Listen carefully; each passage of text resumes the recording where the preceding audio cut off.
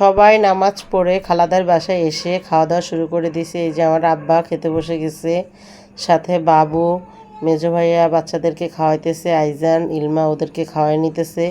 এই যে বড় ভাইয়াও মসজিদ থেকে চলে এসেছে, সেও খাওয়া দাওয়া করে নিতেছে। বড় ভাইয়া, মেজো ভাইয়া ওনারা সবাই খেতে বসে গেছে। খালা তাদের কি লাগতেছে না লাগতেছে এসে বারবার দেখতেছে আর বলতেছে এটা নেওয়ার জন্য ওইটা নেওয়ার জন্য। আসলে খালা আজকে আমাদেরকে অনেক বড় একটা বিশাল আয়োজন করে দাওয়াত দিল, তাই সবাই খুবই মজা করে আনন্দ করে খাওয়া দাওয়া করছে।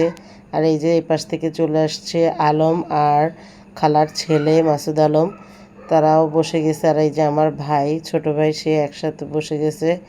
আর এবার মহিলাদের ব্যাচ চলতেছে। এই যে খালা আর এই যে এটা হলো আমাদের আপা, আমার বড় বোনের মতো। আপাও আমাদের সাথে বসে গেছে। এই যে আম্মাও খেতে বসে গেছে। আপা এতক্ষণ আমার জন্য ওয়েট করতেছিল, তাই সবাই আলহামদুলিল্লাহ ভালোভাবে